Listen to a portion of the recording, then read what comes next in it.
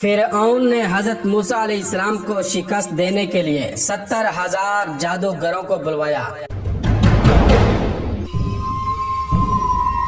فرعون نے ان جادوگروں کو کیوں بلوایا تھا اور ان جادوگروں نے کیسے حضرت موسیٰ علیہ السلام کے ساتھ مقابلہ کیا، ان جادوگروں کا انجام کیا ہوا، ان تمام سوالوں کے جوابات آج ہم آپ کو اس ویڈیو میں قرآن مجید کی آیات اور روایات کی روشنی میں بتائیں گے۔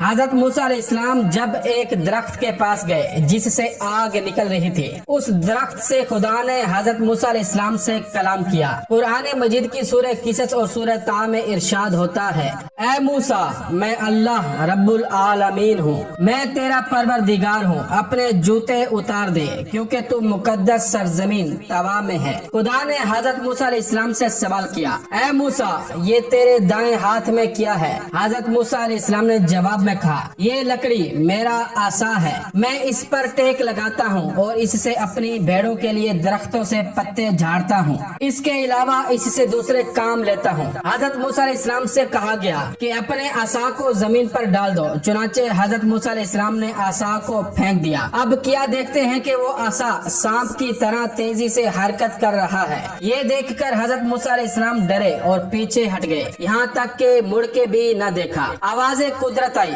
واپس آؤ اور نہ ڈرو، تو امان میں ہے، اپنا ہاتھ اپنے گریبان میں ڈالو اور باہر نکالو۔ حضرت موسیٰ علیہ السلام نے جب گریبان میں سے ہاتھ باہر نکالا تو وہ سفید تھا اور چمک رہا تھا اور اس میں کوئی عیب اور نقص نہ تھا۔ اس کے بعد حضرت موسیٰ علیہ السلام نے پھر آواز سنی جو کہہ رہی تھی کہ خدا کی طرف سے تجھے یہ دو دلیلیں فرعون اور اس کے ساتھیوں کے مقابلے کے لیے دی جا رہی ہیں، کیونکہ وہ سب لوگ فاسق تھے اور ہیں۔ تمہارا فرض ہے کہ انہیں جا کر نصیحت کرو اور راہ راست کی تبلیغ کرو، اور اگر وہ تمہاری بات نہ مانے تو ان سے جنگ کرو۔ حضرت موسیٰ علیہ السلام نے فرمایا، خدا بندہ، میرے لیے میرے خاندان میں سے میرے بھائی ہارون کو میرا وزیر اور مددگار قرار دے۔ خدا نے حضرت ہارون علیہ السلام کو بھی نبوت پر فائز کر دیا، اور یوں 3 دن کے بعد حضرت موسیٰ علیہ السلام ہدایت فرعون کے لیے حضرت ہارون علیہ السلام سمیت نکل پڑے۔ فرعون کے قصر تک پہنچنا بھی ایک مشکل کام تھا، کیونکہ اس کے گرد بے شمار رکاوٹیں تھیں،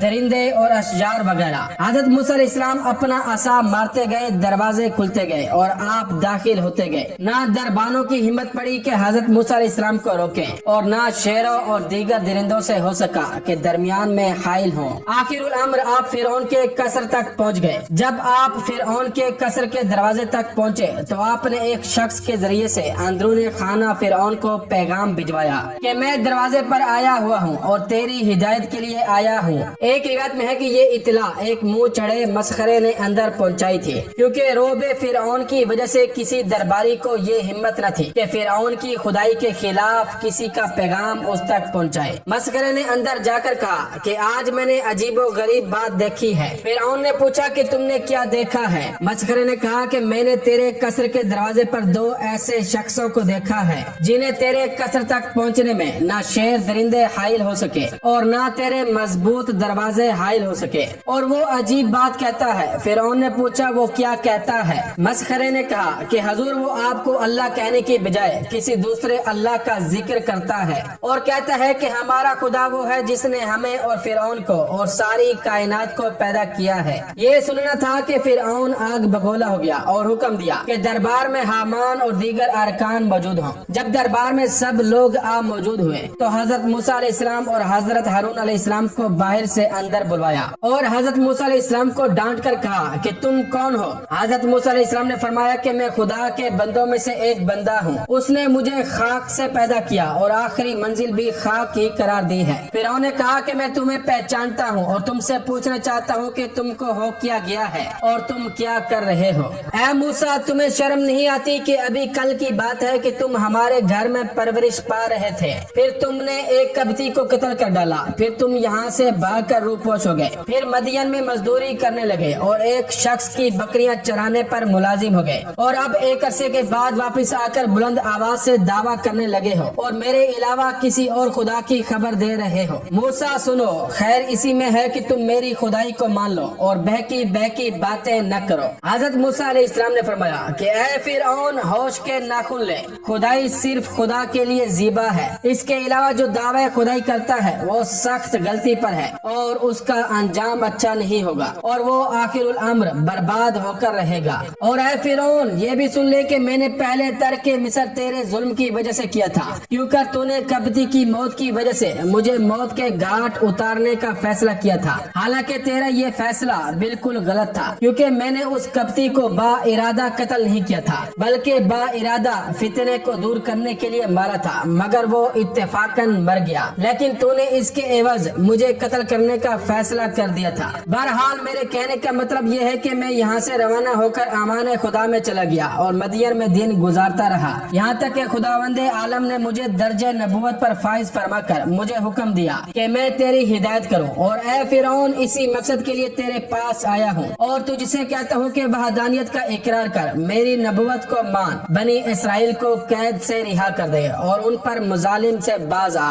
फिरौन ने कहा कि बस ज्यादा बातें न बनाओ, वरना मैं तुम्हें कैद में बंद कर दूंगा और फिर कभी न छोड़ूंगा। हजरत मूसा अलैहिस्सलाम ने फरमाया कि ऐ फिरौन, बस खुदा 400 साल तुझे डील दे चुका है और अब डील नहीं देना चाहता। ये कहकर आपने अपनी नबूवत के सबूत में अपने आसा को जमीन पर डाल दिया। असाए मूसा का जमीन पर पहुंचना था कि वो एक अजीम अजदहा बन गया। उसके मुंह से आग के शोले निकलने लगे, उसकी आंखें अंगारे की तरह चमकने लगी, उसकी नाक से धुआं निकलने लगा, मुंह से मुहिब आवाज निकलने लगी। गर्ज ये कि ऐसी सूरत पैदा हो गई कि सारे दरबार में हलचल मच गई। अजदहा जिस तरफ रुख करता था हर चीज जलकर खाकस्तर हो जाती थी। बिल आखिर उसने फिरौन की तरफ रुख किया। फिरौन ने जो ही उसका रुख अपनी तरफ देखा, मुंह के बल गिर पड़ा और फरियाद करने लगा कि मूसा बचाओ, मूसा बचाओ। हजरत मूसा अलैहिस्सलाम ने बा इशारे खुदाबंदी असा को हाथ में उठा लिया और वो फिर डंडा बन गया। बेरिवायत रोज़तुस सफा इस हैबत से फिरौन को एक दिन व रात में 40 दस्त आए।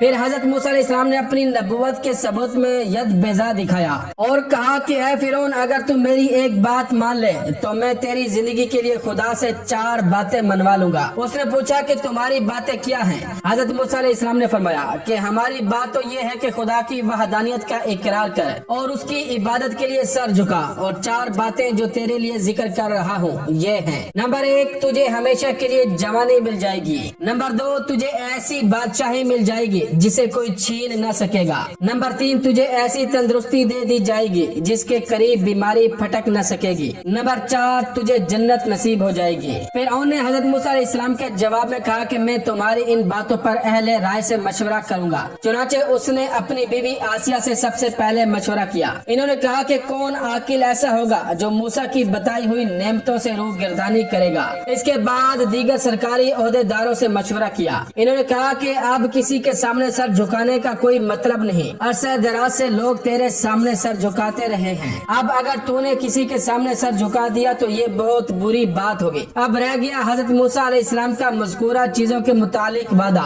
वो यूं ही सा है, इसकी कोई हकीकत नहीं है। फिर इन लोगों ने कहा कि हजरत मूसा अलैहिस्सलाम ने जो दरबार में ड्रामा किया है तू इससे मुतासिर न हो और इन दोनों जादूगरों का इलाज कर और इनके करतब को नाकाम बना दे ताकि ये हमेशा के लिए खामोश हो जाएं। फिर उन्होंने पूछा कि फिर इसकी क्या तरकीब की जाए। इन लोगों ने कहा कि हजरत मूसा अलैहिस्सलाम ने दरबार में जादू से काम लिया था। अब तारीख मुकर्रर करके इनको भी बुला ले और अपने मुल्क के जादूगरों को तलब कर ले, फिर मुकाबला हो जाए। यकीनन हमारे मुल्क में ऐसे ऐसे जादूगर हैं कि इनके मुकाबले में हजरत मूसा कुछ भी नहीं है। फिर उन्होंने इन लोगों की बात मान ली और जादूगरों के बुलाए जाने का हुक्म जारी कर दिया और एक तारीख मुकर्रर कर दी और हजरत मूसा अलैहिस्सलाम को इतला दे दी कि फला मकाम पर फला दिन आ जाना, तुम्हारे जादू का मुकाबला किया जाएगा। एक रिवायत में है कि जो मकाम मुअय्यन किया गया था उसका नाम इस्कंदरिया था। हजरत मूसा अलैहिस्सलाम को इतला देने के बाद फिर उन्होंने तैयारी शुरू कर दी और बेरिवायत उकरमा 70,000 जादूगर सारे मुल्क से तलब किए। फिर उनमें से 1,000 मुंतखब किए, फिर उनमें से 80 को मुंतखब किया। इन जादूगरों ने कहा कि हम इस मुहिम में मूसा पर यकीनन गालिब आएंगे। ऐ फिरौन, ये बता कि अगर हम गालिब आ गए तो हमें तेरी तरफ से क्या मिलेगा? फिरौन ने कहा कि हम तुम लोगों को सल्तनत में बड़े बड़े ओहदों पर फाइज करेंगे। एक रिवायत में है कि फिरौन से ये बातें इन 4 बड़े जादूगरों ने की थी जिनके नाम ये हैं, साबूर, आरूर, हतूत, मुसफ्फा। इन लोगों ने फिरौन से ये भी कहा कि हम हर हाल में मूसा से जीत जाएंगे, लेकिन ऐ फिरौन, अगर हमारे करतब कामयाब न हुए तो फिर ये समझ लेना कि हजरत मूसा का मामला खुदाई मामला है। इब्ने अब्बास का बयान है कि फिरौन ने तमाम ममालिक से जादूगरों जादूगरों को जमा तो कर ही लिया था, इनके अलावा मकाम मुरम्मा में जो जादूगरों का स्कूल कायम किया हुआ था उनके उस्तादों को भी बुलवा लिया और सब ने मिलकर हजरत मूसा अलैहिस्सलाम की मुखालफत में जोर लगाया। एक रिवायत में है कि दो बहुत ही बड़े जादूगर थे जो सगे भाई थे। जब फिरौन का पैगाम इनके पास पहुंचा तो इन्होंने अपनी माँ से कहा कि फिरौन ने मूसा से मुकाबले के लिए हम लोगों को बुलाया है, हमें हमारे बाप की कब्र का निशान बता दो। चुनाचे माँ ने निशानदेही कर दी। इन दोनों ने जाकर कब्र पर अपने वालिद का नाम लेकर पुकारा और कहा कि दो शख्स आए हैं, उनके पास एक आसा है जो हर हाल में कामयाब रहता है। इन लोगों के पास ना कोई लश्कर है ना कोई इनका बज़ाहिर मददगार है, लेकिन वो सिर्फ आसा की वजह से सब पर गालिब रहते हैं। हम इसलिए आए हैं कि हमारी रहबरी की जाए। बेरिवायत अलामा नेमतुल्लाह जज़ायरी कब्र से आवाज आई कि तुम उसके आसा को चराने की कोशिश करो और देख लो उस पर तुम्हारा कब्जा हो जाता है या नहीं, जबकि वो सोता है। अगर तुम वहाँ पहुँचकर कामयाब हो गए तो फिर मामला ठीक है, लेकिन अगर उसके सोने में वो आसा तुम्हारे काबू में ना आए तो समझ लेना कि ये खुदाई बात है और तुम लोग उसे मगलूब न कर सकोगे। ये मैंने इसलिए कहा कि जादूगर का जादू सोने की हालत में काम नहीं करता। वो कब्रिस्तान से वापस आकर वहाँ पहुँचे जहाँ हजरत मूसा अलैहिस्सलाम सो रहे थे। जब ये आसा के करीब पहुँचे तो आसा ने इन लोगों पर हमला कर दिया। वो दोनों मायूस होकर चले गए। अल-गर्ज जो मकाम फिरौन ने मुकर्रर किया था उस जगह तमाम जादूगर जमा होकर हजरत मूसा अलैहिस्सलाम का इंतजार करने लगे। एक रिवायत में है कि फिरौन के जादूगर 60 ऊंटों पर रस्सियां लाद कर लाए थे। एक रिवायत में है कि फिरौन ने 1 महीना तैयारी करके हजरत मूसा अलैहिस्सलाम का मुकाबला कराया था। वो इंतजार ही कर रहे थे कि हजरत मूसा अलैहिस्सलाम अपने भाई हजरत हारून अलैहिस्सलाम को लिए हुए मुअय्यन करदा मकाम पर पहुंच गए। वहां पहुंचकर आप अपने असाब पर तकिया करके खड़े हो गए और इनसे कहा कि अब तुम अपने करतब दिखाओ। किताब अल याकूबी में है कि हजरत मूसा अलैहिस्सलाम ने फिरौन की तरफ जाने से पहले अपनी बीवी को हजरत शुएब अलैहिस्सलाम के पास पहुंचा दिया था। इन लोगों ने सारी रस्सियां जो हमरा लाए थे मैदान में छोड़ दी। वो सारी रस्सियां सांप बनकर दौड़ने लगी और लाखों की तादाद में एक दूसरे पर हमला करने लगी। ये देखकर हजरत मूसा अलैहिस्सलाम जरा झिझके। फौरन खिताब हुआ, ऐ मूसा घबराओ नहीं और अपने आसा को जमीन पर डाल दो। जैसे ही हजरत मूसा अलैहिस्सलाम ने आसा को जमीन पर डाला वो अजदहा बनकर सांपों को निगलने लगा और थोड़ी देर में तमाम सांपों को निगल गया। जब सांपों को निगल चुका तो उसने फिरौन के महल को निगलने का इरादा किया। ये देखकर फिरौन वहाँ से भाग निकला। फिर हजरत मूसा अलैहिस्सलाम ने हाथ बढ़ाकर अजदहा को उठा लिया और वो हाथ में डंडा बन गया। मुअर्रिखीन का बयान है कि उस वक्त ऐसा अजीम हंगामा बर्पा हो गया और ऐसी भगदड़ मच गई कि 25,000 अफराद कुचल गए और फिरौन की ये हालत खौफ के मारे हो गई कि उसको दस्त आने लगे और ता जिंदगी आते रहे। मुख्तसर ये कि फिरौन को शिकस्त फाश हुई और उसी मैदान में कब्त के 70 कबाइल मुसलमान हो गए और जादूगरों में तकरीबन सभी हजरत मूसा अलैहिस्सलाम और खुदाए मूसा पर ईमान ले आए और जादूगर सजदे में गिर पड़े।